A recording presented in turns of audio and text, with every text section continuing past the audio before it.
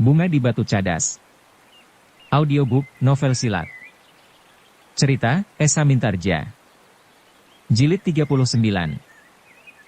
Jika kau segan menyampaikannya sekarang Adimas Mangkubumi, senja nanti aku memberi waktu kepadamu untuk datang menghadap sendiri di luar sidang di Paseban. Pangeran Mangkubumi menyembah.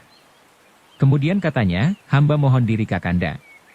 Jika hamba tetap berada di antara orang-orang ini, mungkin hamba akan kehilangan adat, sopan santun. Karena itu, hamba mohon izin untuk menghadap Kakanda Susuhunan senja nanti. Aku tidak berkeberatan. Aku menyediakan waktu bagimu. Pangeran Mangkubumi pun kemudian meninggalkan sidang dengan wajah yang merah padam. Ia sadar bahwa ia tidak dapat lagi berbuat dengan lunak untuk menghindari benturan kekerasan. Apalagi apabila diingatnya bahwa kumpenilah yang sebenarnya berdiri di belakang mereka yang menghasut Susuhunan selama ini untuk memecah belah kekuatan Surakarta, sehingga dengan demikian Surakarta akan menjadi ringkih dan tidak berdaya menghadapi tekanan kumpeni yang semakin lama terasa semakin mencekik leher rakyat Surakarta dan kekuasaan Surakarta itu sendiri. Sepeninggal Pangeran Mangkubumi, maka beberapa orang bangsawan mendapat kesempatan untuk mengemukakan pendapat mereka tentang Pangeran Mangkubumi. Sebagian besar dari mereka mengatakan bahwa Pangeran Mangkubumi tidak akan berani berbuat apa-apa. Jika ia ingin menyatukan diri dengan Raden Mas Said, maka tentu Raden Mas Said mencurigainya karena Pangeran Mangkubumi pernah berusaha memadamkan pemberontakannya untuk mendapatkan Sukawati. Sukawati kini menjadi ajang penempaan kekuatan bagi pengikut Pangeran Mangkubumi, berkata salah seorang bangsawan. Ampun Kanjeng Susuhunan, yang lain menyahut, tidak ada kekuatan yang berarti di Sukawati. Namun demikian kumpeni tidak tinggal diam menanggapi sikap Pangeran Mangkubumi. Kumpeni yang mempunyai pengalaman perang yang dapat dibanggakan, dapat menangkap sikap dan pertimbangan yang tajam pada Pangeran Mangkubumi. Kecuali petugas-tugas sandinya sudah dapat mengetahui apa yang terjadi di Sukawati, juga karena kumpeni mengerti watak dan tabiat Pangeran Mangkubumi yang sebenarnya. Karena itu, sebagai prajurit-prajurit yang pernah mengarungi samudra dan melintasi benua dari ujung bumi, maka kumpeni tidak ingin mengalami kegagalan di sebuah pulau yang jauh lebih kecil dari benua hitam yang pernah dilintasinya. Tetapi pulau yang kecil ini adalah pulau yang lebih besar dari negerinya sendiri. Dengan demikian, maka kumpeni benar-benar mempersiapkan diri menghadapi kemungkinan yang terjadi dengan sikap Pangeran Mangkubumi itu, meskipun dengan perhitungan bahwa Surakarta harus merasa dirinya tidak mampu mengatasi dan minta bantuan kepada mereka. Dengan demikian maka kumpeni dapat memungut keuntungan dari permintaan bantuan itu. Bahkan dari pertentangan itu seluruhnya. Ternyata bukan hanya kumpeni sajalah yang mempersiapkan diri dengan diam-diam. Para senapati di Surakarta pun mendapat perintah agar bersiap-siap menghadapi kemungkinan yang bakal terjadi. Tetapi sebagian dari mereka menganggap bahwa jika Pangeran Mangkubumi melakukan pemberontakan, maka yang terjadi tidak akan lebih dari menyalakan obor belarak. Obor daun kelapa kering. Mula-mulanya nyalanya melonjak sampai menggapai langit, namun beberapa saat kemudian, api itu akan padam dengan sendirinya karena belarak terlampau cepat dimakan api. Yang akan tersisa adalah sekedar abunya saja. Meskipun demikian, kita harus mengawasi mereka, berkata Ki Patih dalam pertemuan dengan para pangeran dan para senapati. Dan di antara mereka adalah Pangeran Ranakusuma. Bagaimana pendapat pangeran? Bertanya Ki Patih kepada Pangeran Ranakusuma. Pangeran adalah seorang senapati yang disegani di Surakarta. Juga Pangeran Mangkubumi merasa segan kepada pangeran. Pangeran adalah senapati yang pilih tanding. Bahkan seorang perwira kumpeni yang pernah menjelajahi bumi pun dapat pangeran kalahkan. Pangeran Ranakusuma menarik nafas dalam-dalam. Katanya, Pangeran Mangkubumi adalah seorang yang memiliki kemampuan yang luar biasa. Menurut pendengaranku ia memiliki beberapa ilmu yang tidak dapat digolongkan dalam ilmu kewadagan. Bukan saja prigel oleh senjata, tetapi juga ilmu yang tidak dapat dicapai dengan nalar. Misalnya, bertanya seorang pangeran yang masih sangat muda. Misalnya Aji Pameling, Aji Welut Putih dan semacamnya.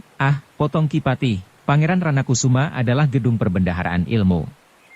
Jangankan Pangeran Ranakusuma, sedang puteranya, Raden Juwiring, kini sudah nampak bahwa ia akan menjadi seorang senapati yang mumpuni. Pada suatu saat maka Surakarta akan berani menghadapkan Raden Juwiring dengan Raden Mas Said. Ia bukan tandingnya, jawab Pangeran Ranakusuma. sekarang belum. Tetapi kemajuan Raden Juiring agaknya melampaui pesat lajunya seekor kuda yang paling tegar.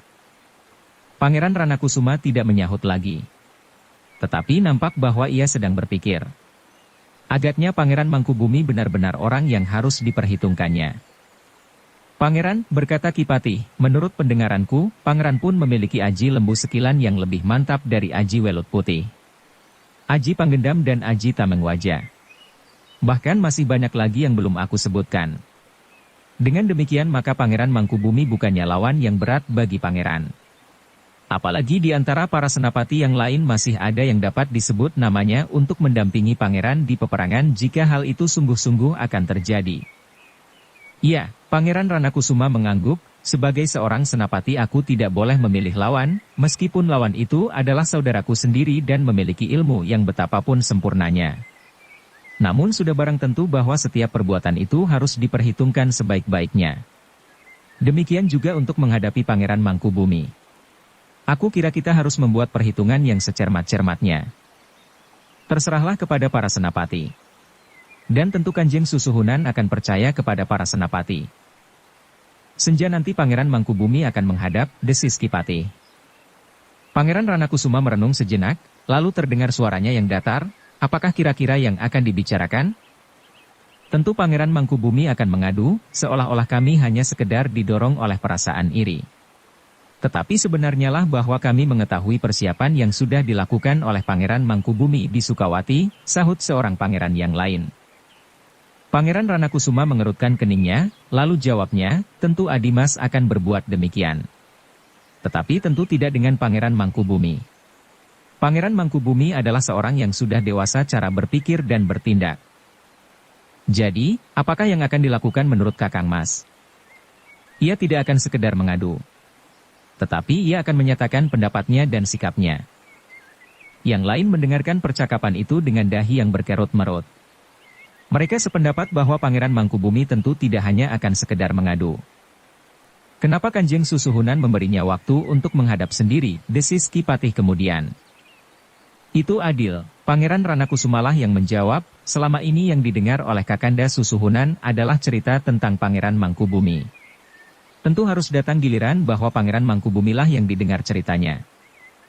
Tetapi sebenarnya tidak perlu, sahut Pangeran yang masih muda itu, Kakang Mas tentu sudah mengerti, bahwa sikap Pangeran Mangkubumi selama ini berbeda dengan sikap kita semua, seolah-olah Pangeran Mangkubumi bukan saudara kita.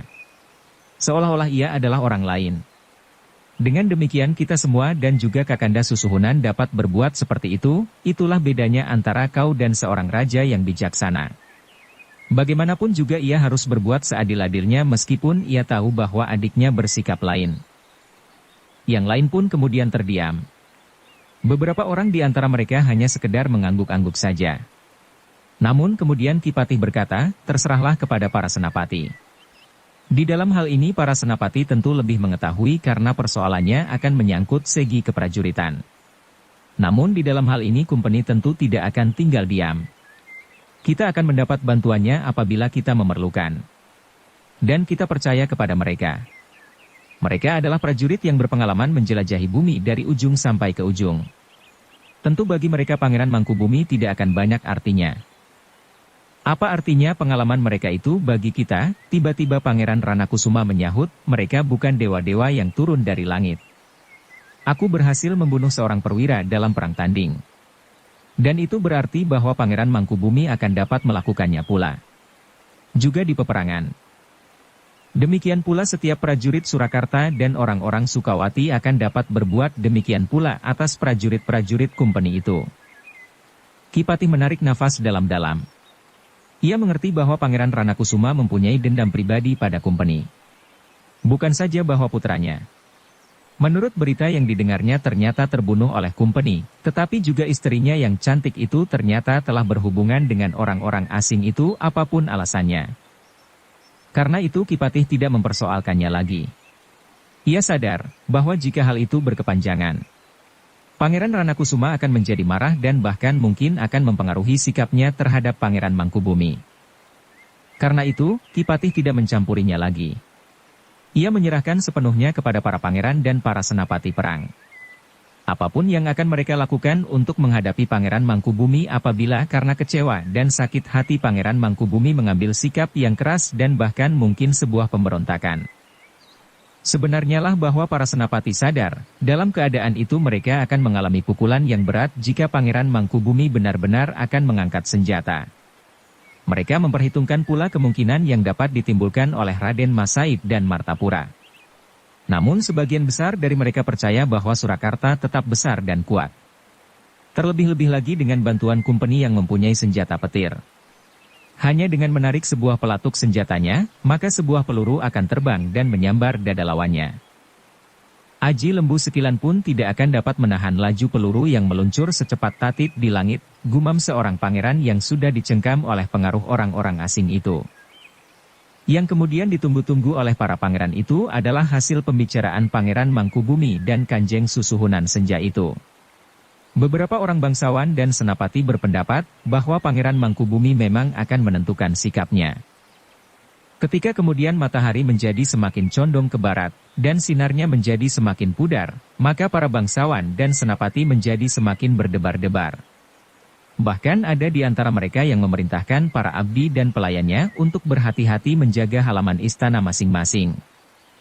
Siapa tahu, dendam Pangeran Mangkubumi akan ditumpahkan kepadaku, berkata mereka di dalam hati. Dengan demikian maka para abdi dan pelayan menjadi terheran-heran. Tetapi mereka yang bertugas di Regol pun mempersiapkan senjata masing-masing seakan-akan Surakarta telah benar-benar dibakar oleh api peperangan. Dalam pada itu, selagi matahari tenggelam dan langit di atas Surakarta menjadi temaram, sebuah kereta berderap meninggalkan istana Pangeran Mangkubumi menuju ke istana Kanjeng Susuhunan di Surakarta. Seperti yang sudah dikatakan, Pangeran Mangkubumi pergi menghadap kakandanya. Susuhunan Pakubuwana kedua di Surakarta untuk menumpahkan segala macam persoalan di dalam hatinya. Namun sementara kereta itu berderap, maka yang tinggal di istana Mangkubumen pun telah sibuk berkemas. Pangeran Mangkubumi telah mengatakan kepada keluarganya bahwa agaknya suasana akan memburuk. Dan mereka harus dengan ikhlas meninggalkan istana Mangkubumen. Jika perlu mereka akan tinggal di gubuk-gubuk bambu, di antara rakyat banyak yang hidupnya semakin sulit karena penindasan kumpeni yang semakin terasa di bumi Surakarta. Dengan gelisah Kanjeng Susuhunan menerima kedatangan Pangeran Mangkubumi di bangsal yang khusus. Tidak ada orang lain di dalam bangsal itu kecuali Kanjeng Susuhunan sendiri dan kemudian Pangeran Mangkubumi. Adimas Pangeran, berkata Kanjeng Susuhunan kemudian, aku menyesal sekali bahwa aku harus menjatuhkan keputusan untuk mengambil kembali tanah Sukawati. Aku tahu bahwa hal itu akan menyakitkan hati Adimas Pangeran. Namun aku tidak mempunyai pilihan lain. Para bangsawan, bahkan para bupati dan pringgalaya pun berpendapat bahwa aku harus berbuat demikian. Ampun Kakanda. Bagaimana sikap kumpeni dalam hal ini? Kanjeng Susuhunan menarik nafas dalam-dalam. Kemudian dengan nada yang datar dan terputus-putus ia menjawab, aku minta maaf kepadamu Adinda. Aku tidak akan ingkar akan kelemahanku. Seharusnya aku tidak berbuat demikian. Tetapi aku tidak mempunyai keberanian untuk melakukannya. Apakah Kakanda tidak percaya bahwa kita memiliki kemampuan untuk berdiri tegak melawan kumpeni? Tetapi sikap saudara-saudaramu sangat meragukan. Dan baiklah aku mengucapkannya sendiri daripada kau yang mengatakan, bahwa aku tidak memiliki kepribadian yang kuat untuk berbuat seperti itu. Pangeran Mangkubumi justru menjadi bimbang karena Susuhunan dengan jujur lelah mengakui kelemahannya. Sebenarnya ia ingin menjelaskan hal itu dan memohon agar Kanjeng Susuhunan kembali kepada sikap seorang raja yang dihormati dan berwibawa. Namun agaknya Kanjeng Susuhunan akan terlampau sulit melakukannya. Meskipun demikian Pangeran Mangkubumi bertanya pula, ampun Kakanda. Hamba tidak berkeberatan atas tanah Sukawati itu. Tetapi apakah Kakanda dapat menunjukkan kepada hamba bahwa hal itu bukan karena kecemasan kumpeni melihat kesiagaan hamba di Sukawati? Kanjeng Susuhunan memandang Pangeran Mangkubumi dengan wajah yang sayu. Kemudian dengan sayu pula ia menjawab, Adimas. Itulah sebabnya aku sengaja menerimamu tanpa ada orang lain. Aku tahu bahwa kau akan menelanjangiku. Kau akan menunjukkan semua cacat celah yang ada padaku, ampun Kakanda. Bukan maksud hamba.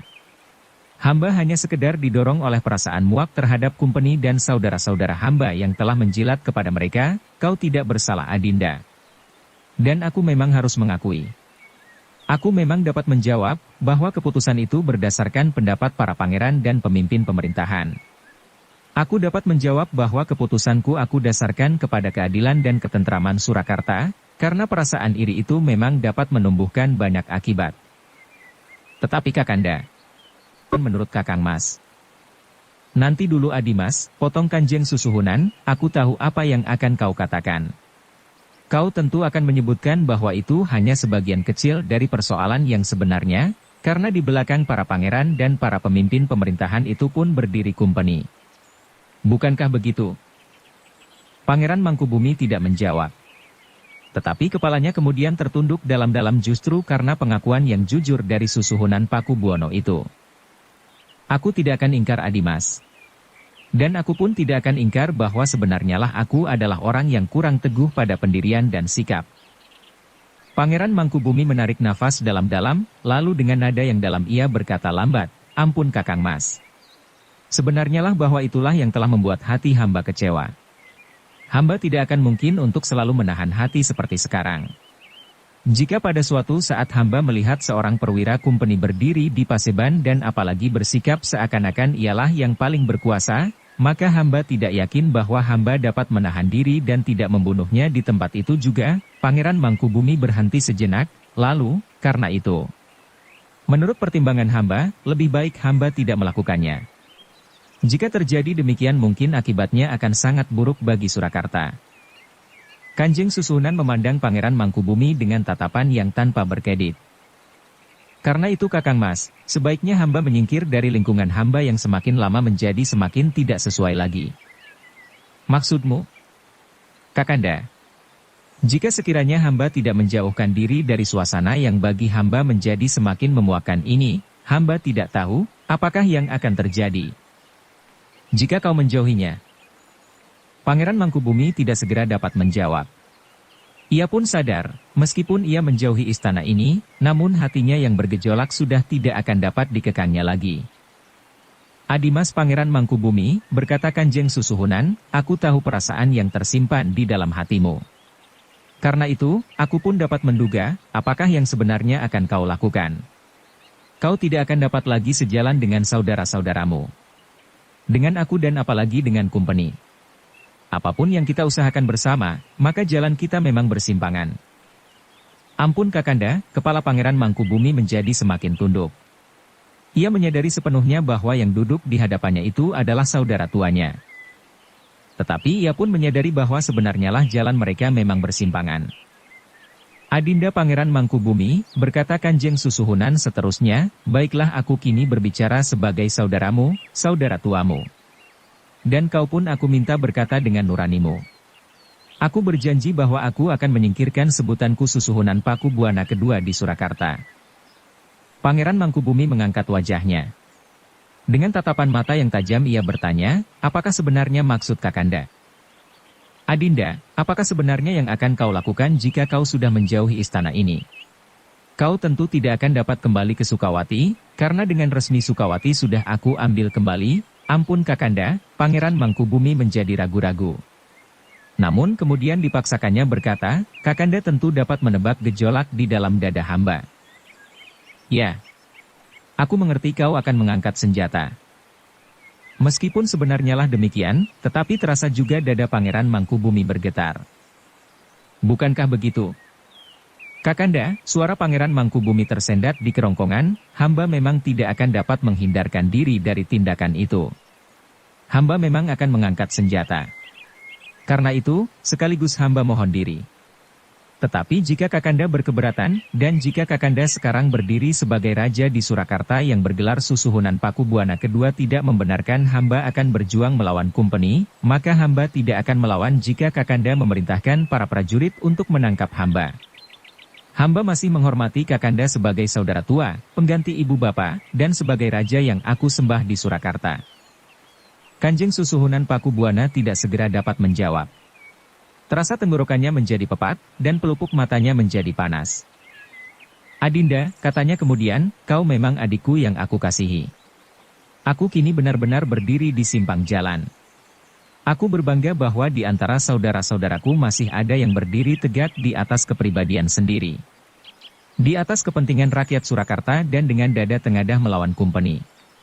Tetapi aku juga merasa bersalah karena aku menyalahi tugasku sebagai raja yang adil di Surakarta, bahwa setiap perlawanan harus ditindas. Pangeran Mangkubumi menundukkan kepalanya pula.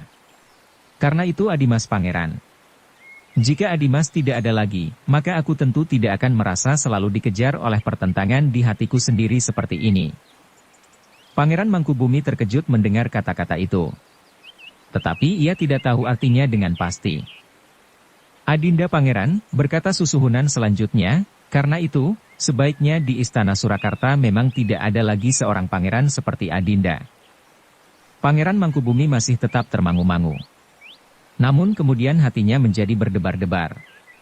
Bahkan sebuah gejolak yang dahsyat telah melanda dinding jantungnya. Dengan hampir tidak berkedip ia melihat Susuhunan Paku Buana kedua itu berdiri dari tempat duduknya. Perlahan-lahan ia melangkah ke tempat pusaka di sisi ruangan. Beberapa batang tombak berdiri tegak dengan megahnya di sisi sebuah songsong yang kuning keemasan. Dengan tangan gemetar Susuhunan menggenggam tangkai sebuah dari tombak-tombak yang terpancang itu. Perlahan-lahan ia mengangkat tombak itu dengan wajah yang tegang. Sesaat kemudian ia berdiri menghadap tempat Pangeran Mangkubumi duduk bersila. Sejenak ia berdiri mematung. Namun kemudian selangkah demi selangkah Susuhunan Paku Buana itu mendekati Pangeran Mangkubumi. Adinda Pangeran Mangkubumi, suara Susuhunan menjadi sangat dalam, kau tentu kenal tombak ini. Tombak pusaka yang tidak ada duanya di Surakarta. Pangeran Mangkubumi termangu-mangu. Dengan tombak ini, leluhur kita Panembahan Senapati telah berhasil menyelesaikan tugasnya, ketika terjadi pertentangan antara Pajang dan Jipang. Pangeran Mangkubumi masih belum menjawab. Tetapi di dalam hatinya terdengar ia berdesis, Kanjeng Kiai Pleret, Adinda Pangeran, berkata Susuhunan kemudian, tombak ini adalah Kanjeng Kiai Pleret. Tidak ada orang yang dapat menahan kesaktian tombak ini. Meskipun ia memiliki aji rangkap 9, namun tombak ini akan dapat menembus kulitnya.